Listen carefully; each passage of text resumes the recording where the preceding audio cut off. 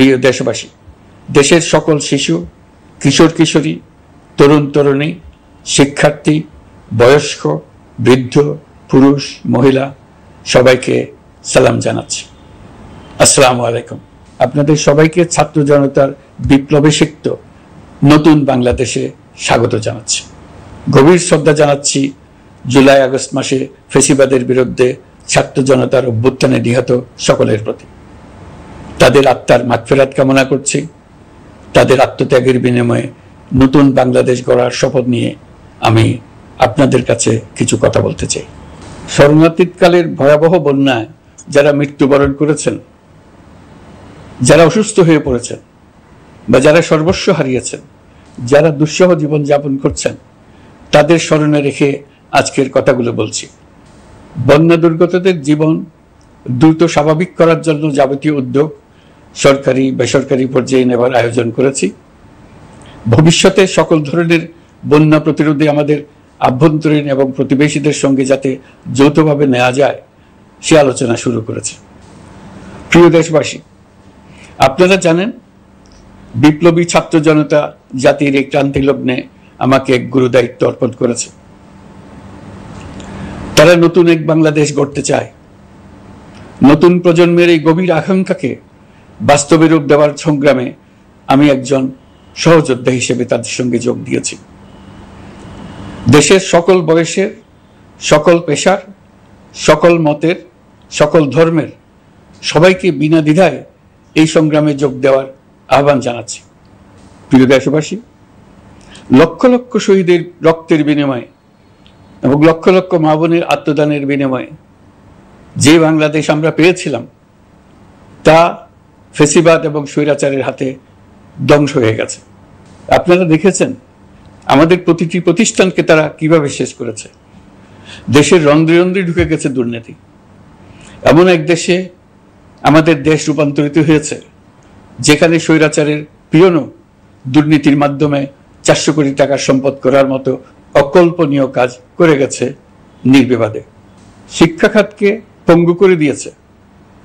Banking ও share বাজার খাতে লুটপাট, প্রকল্প ব্যয়ে বিশ্ব রেকর্ড, অবাধ সম্পদ পাচার, আইন শৃঙ্খলা রক্ষাকারী সংস্থাকে নিজ দলের পুতুলে রূপান্তর, বাক স্বাধীনতা হরণ, মানবাধিকার হরণ, এসবই হিমশৈলের অগ্রভাগ মাত্র।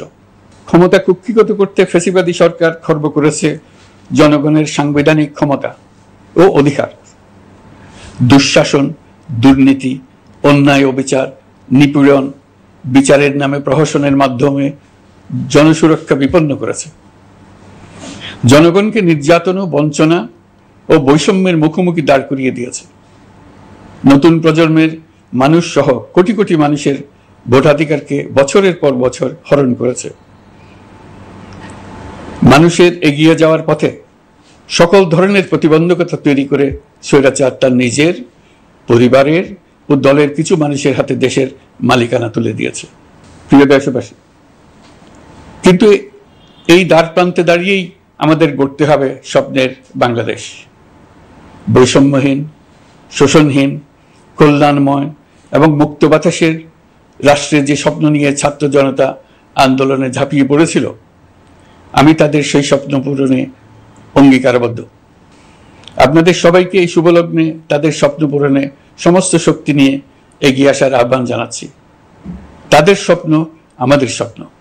জাতীয় জীবনে তরুণরা একটা মহা সুযোগ সৃষ্টি করে দিয়েছে। আমরা সবাইকে সুযোগ ব্যবহার করার কাজে এগিয়ে আসতে আহ্বান জানাচ্ছি।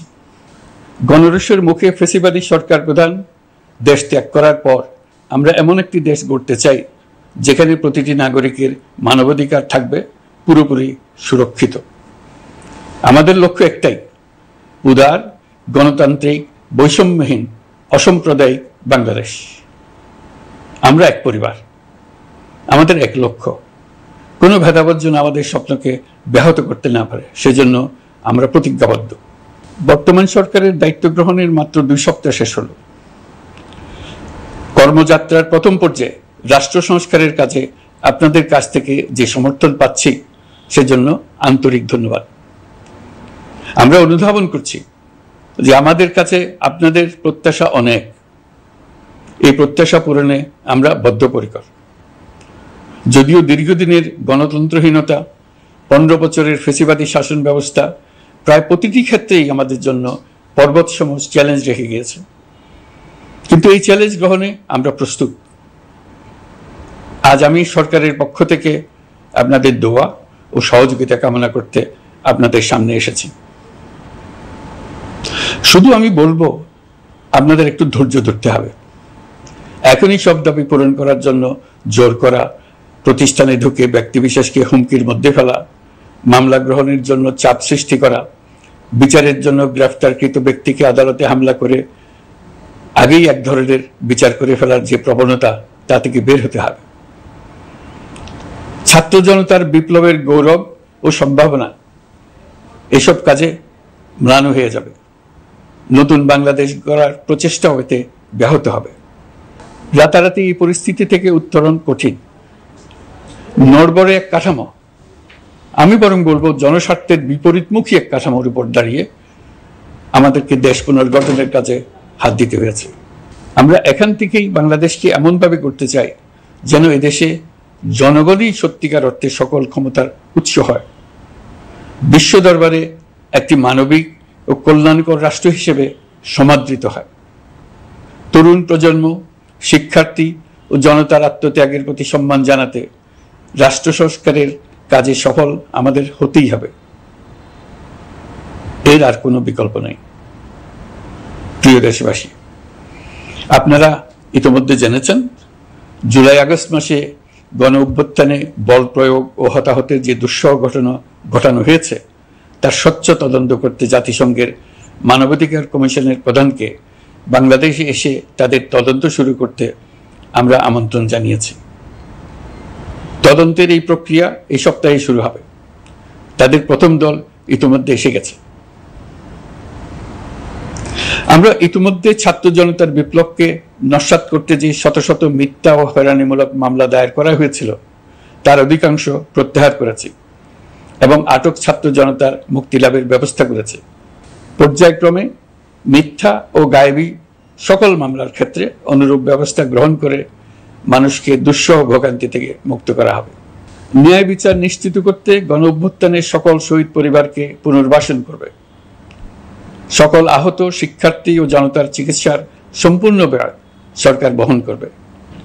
সেই লক্ষ্যে স্বাস্থ্য মন্ত্রণালয়ের নেতৃত্বে উপদেষ্টা পরিষদে বৈষম্য বিরোধী ছাত্র আন্দোলনের প্রতিনিধিত্বকারী 2 জন উপদেষ্টার সহায়তায় একটা পূর্ণাঙ্গ তালিকা প্রস্তুত করা হচ্ছে। এই কার্যক্রমের জন্য এবং গণ অভ্যুত্থানের শহীদদের স্মৃতি ধরে রাখতে সরকার অতি দ্রুত জুলাই গণহত্যা স্মৃতি ফাউন্ডেশন নামে একটি ফাউন্ডেশন প্রতিষ্ঠা করার প্রক্রিয়া শেষ পর্যায়ে এনেছে। আপনাদের সবার এবং বিদেশে অবস্থানরত ভাই বোনদের অনুদান এই প্রতিষ্ঠানে পাঠানোর জন্য অনুরোধ করছি।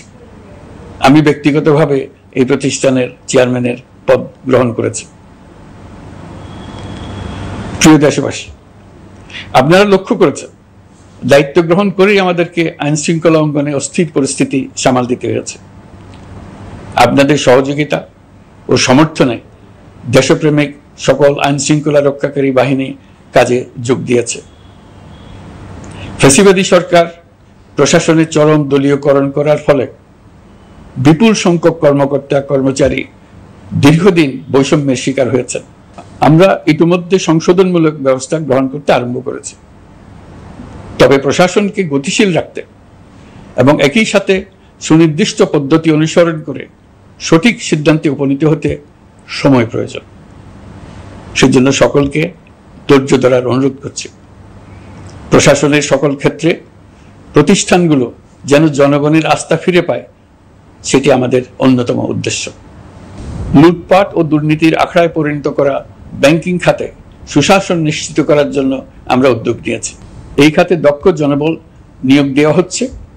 ব্যাংকিং খাতে শৃঙ্খলা স্থাপন, ব্যবসা বাণিজ্যে সহায়ক পরিবেশ তৈরি এবং জনগণের জীবনযাপন সহজ করতে নিত্য প্রয়োজনীয় দ্রব্যমূল্য ও মূল্যস্ফীতি নিয়ন্ত্রণে আনার আমরা উদ্যোগ সচল করেছি। ব্যাংকিং খাতে দীর্ঘমেয়াদী সংস্কারের জন্য ব্যাংক কমিশন গঠন করা হবে।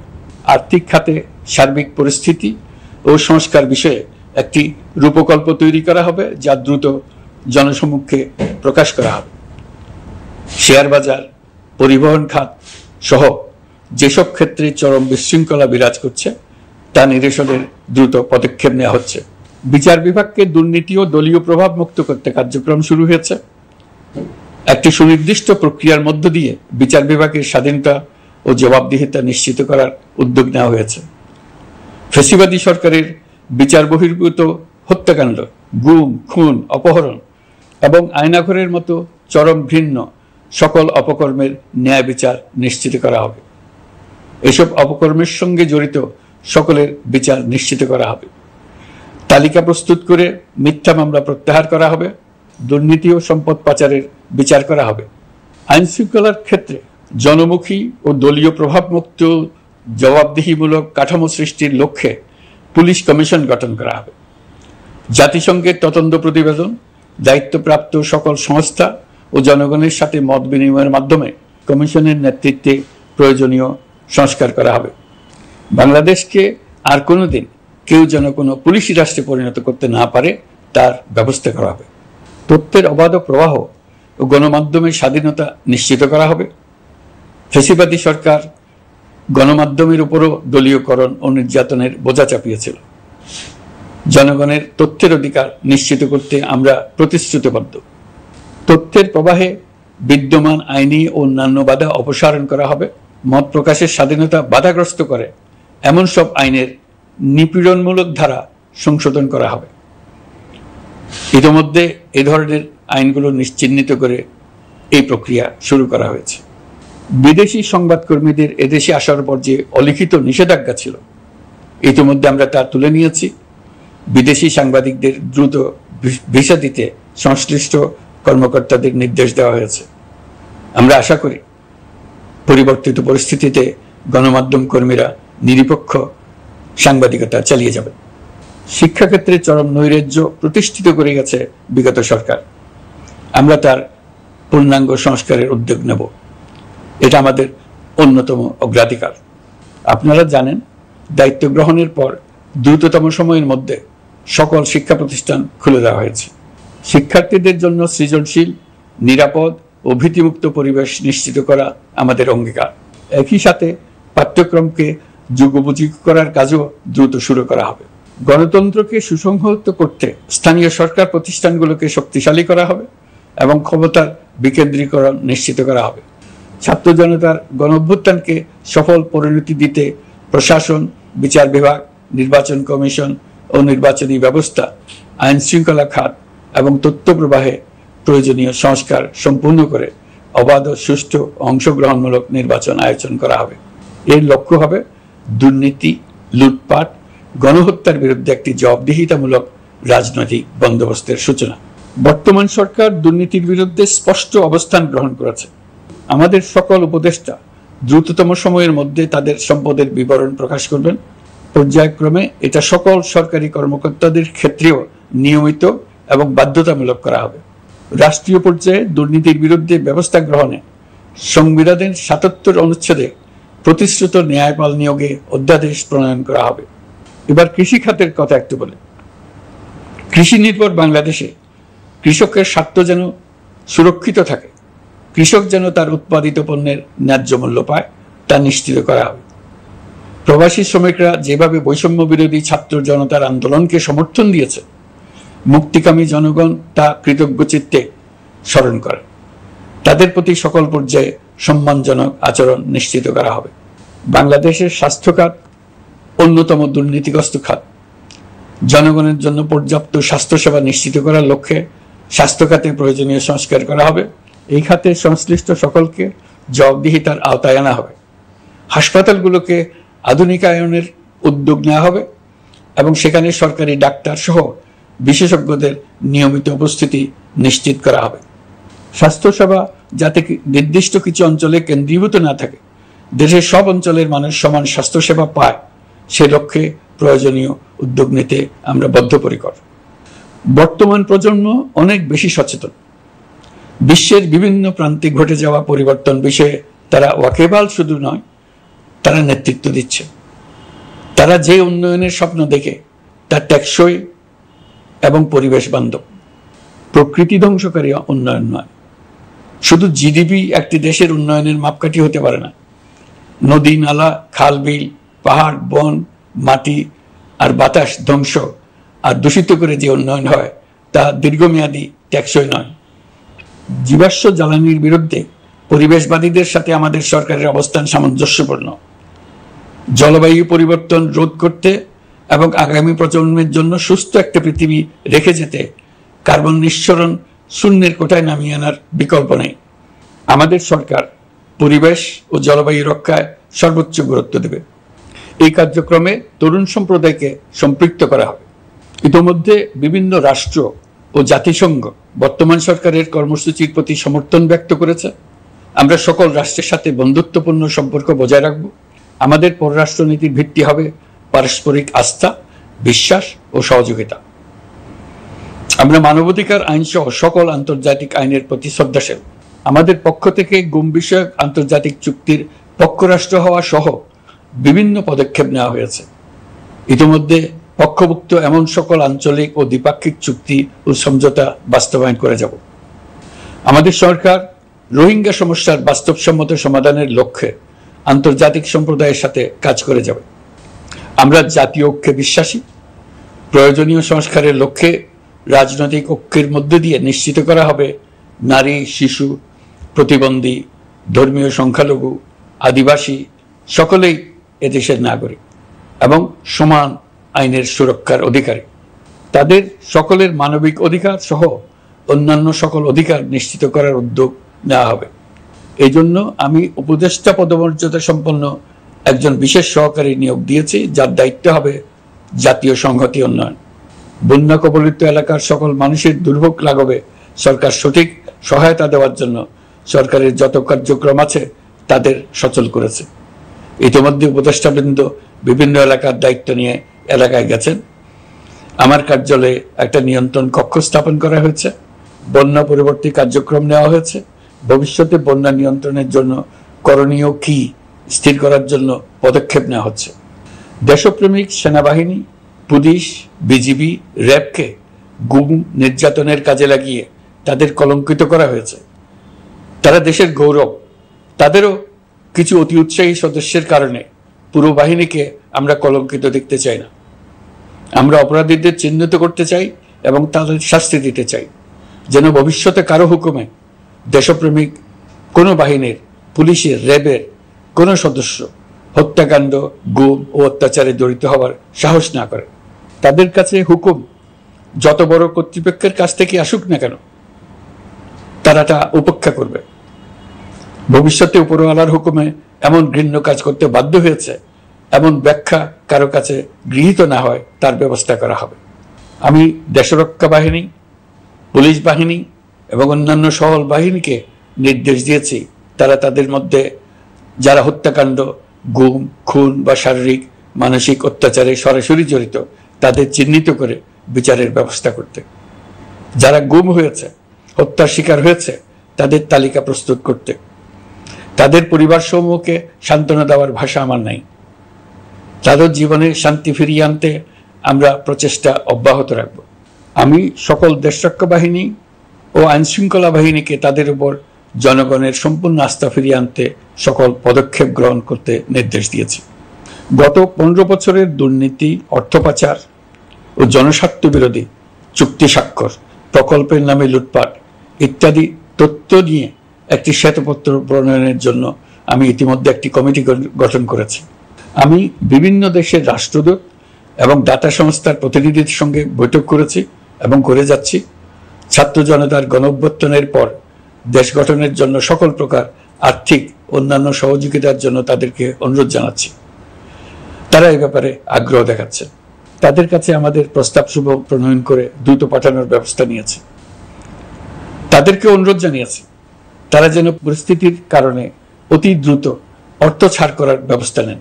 তাদেরকেও বলেছি যে অবস্থার মধ্য দিয়ে আমরা যাচ্ছি তা যেমন একটি দুর্যোগপূর্ণ সময়, তেমনি এটা জাতির জীবনে মস্ত বড় সুযোগ। এই সুযোগকে যেন আমরা পূর্ণভাবে কাজে লাগাতে পারি, সেই জন্য তাদের সহযোগিতা চেয়েছি। এই গণ অভ্যুত্থানে বিদেশে অবস্থানকারী বাংলাদেশিরা অত্যন্ত গুরুত্বপূর্ণ ভূমিকা পালন করেছেন। জাতি তাদের অবদান বিশেষভাবে স্মরণ করবে। নতুন বাংলাদেশ গড়ার কাজে আমরা তাদের অংশগ্রহণ চাইব। আমাদের একটি লক্ষ্য হবে বিদেশগামী এবং প্রত্যাবর্তনকারী প্রত্যেক প্রবাসী শ্রমিককে মর্যাদা ও সম্মানের সঙ্গে দেশে আসা এবং যাওয়া নিশ্চিত করা। সে ব্যাপারে শিগগিরই পদক্ষেপ নেওয়া হবে। বিদেশি অবস্থানরত সকলের কাছে আমার আবেদন, তারা যেন তাদের উপার্জিত অর্থ অফিসিয়াল চ্যানেলে দেশে পাঠান। দেশের অর্থনৈতিক সংকট উত্তরণে এই অর্থ বিশেষভাবে প্রয়োজন।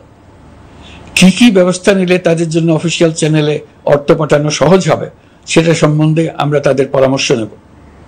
সারা দেশ ঘুষের মহাসমুদ্রে নিমজ্জিত। কিভাবে ঘুষ থেকে আমরা মুক্ত হতে পারি তার জন্য আমাদের পরামর্শ দেন। শুধু এই কাজটা নিয়ে অগ্রসর হতে পারলেই আমি মনে করি দেশের জন্য এই সরকার একটা গুরুত্বপূর্ণ অবদান রেখে গেছে বলে স্মরণীয় হয়ে থাকবে। আমি কথা দিচ্ছি, এই ব্যাপারে আমি আমার সর্বশক্তি নিয়োজিত করব। আমাদের দায়িত্ব দেশের সকল মানুষকে একটি পরিবারের বন্ধনে আবদ্ধ করা। পরিবারে মতভেদ থাকবে, বাকবিতণ্ডা হবে, কিন্তু আমরা ভাই বোন, আমরা বাবা মা, আমরা কেউ কারো শত্রু না। কাউকে তার মতের জন্য শত্রু মনে করব না, কাউকে ধর্মের কারণে শত্রু মনে করব না, কাউকে লিঙ্গের কারণে শত্রু মনে করব না। আমরা সবাই সমান, কেউ কারো উপরে, কেউ কারো নিচে না। এই ধারণা আমরা জাতীয় জীবনের সর্বক্ষেত্রে প্রতিষ্ঠিত করতে চাই। একটা বিশেষ ব্যাপারে আমরা আপনাদের সহযোগিতা চাচ্ছি। আমাদের দায়িত্ব গ্রহণের পর থেকে প্রতিদিন সচিবালয়ে, আমার অফিসের আশেপাশে, শহরের বিভিন্ন স্থানে সমাবেশ করা হচ্ছে। গত 16 বছরের অনেক দুঃখ কষ্ট আপনাদের জমা আছে, সেটা আমরা বুঝি। আমাদের যদি কাজ করতে না দেন তাহলে এই দুঃখ ঘোচানোর সকল পথ বন্ধ হয়ে যাবে। আপনাদের কাছে একান্ত অনুরোধ, আমাদের কাজ করতে দেন। আপনাদের যা চাওয়া তা লিখিতভাবে আমাদেরকে দিয়ে যান। আমরা আপনাদের বিপক্ষ দল নয়। আইনসঙ্গতভাবে যা কিছু করার আছে আমরা অবশ্যই তা করব, কিন্তু আমাদেরকে ঘেরাও করে এই গুরুত্বপূর্ণ দিনগুলোতে আমাদের কাজে বাধা দেবেন না। সবাই মিলে তাদের বোঝান, তারা যেন এই সময়ে তাদের অভিযোগের প্রতি দৃষ্টি আকর্ষণের জন্য আমাদের দৈনন্দিন গুরুত্বপূর্ণ কাজে বাধা না দেন। একটা বিষয়ে সবাই জানতে আগ্রহী, কখন আমাদের সরকার বিদায় নেবে। এটার জবাব আপনাদের হাতে। কখন আপনারা আমাদেরকে বিদায় দেবেন? আমরা কেউ দেশ শাসনের মানুষ নই। আমাদের নিজ নিজ পেশায় আমরা আনন্দ পাই। দেশের সংকটকালে ছাত্রদের আহ্বানে আমরা এই দায়িত্ব গ্রহণ করেছি। আমরা সমস্ত শক্তি দিয়ে এই দায়িত্ব পালন করব। আমাদের উপদেষ্টা মণ্ডলীও এই লক্ষ্যে উদ্বুদ্ধ হয়ে সবাই মিলে একটা টিম হিসেবে কাজ করে যাচ্ছি। কখন নির্বাচন হবে সেটা সম্পূর্ণ রাজনৈতিক সিদ্ধান্ত, আমাদের সিদ্ধান্ত নয়। দেশবাসীকে ঠিক করতে হবে আপনারা কখন আমাদেরকে ছেড়ে দেবেন। আমরা ছাত্রদের আহ্বানে এসেছি, তারা আমাদের প্রাথমিক নিয়োগকর্তা। দেশের আপামর জনসাধারণ আমাদের নিয়োগ সমর্থন করেছে। আমরা ক্রমাগতভাবে সবাইকে বিষয়টি স্মরণ করিয়ে যাব, যাতে হঠাৎ করে এই প্রশ্ন উত্থাপিত না হয় আমরা কখন যাব। তারা যখনই বলবে আমরা চলে যাব। আমরা সংস্কারের অংশ হিসেবে নির্বাচন কমিশনকেও সংস্কার করব। কমিশনকে যে কোনো সময় আদর্শ নির্বাচনের জন্য প্রস্তুত রাখব। আমরা বিভিন্ন সংস্কারের কাজ শুরু করেছি। দেশবাসীকে অনুরোধ করব একটা আলোচনা শুরু করতে। আমরা সর্বনিম্ন কি কি কাজ সম্পূর্ণ করে যাব, কি কি কাজ মোটামুটি করে গেলে হবে। এই আলোচনার মাধ্যমে আমরা একটা দিক নির্দেশনা পেতে পারি। তবে চূড়ান্ত সিদ্ধান্ত রাজনৈতিক সিদ্ধান্ত, সেটা রাজনৈতিক আলোচনা থেকেই আসবে।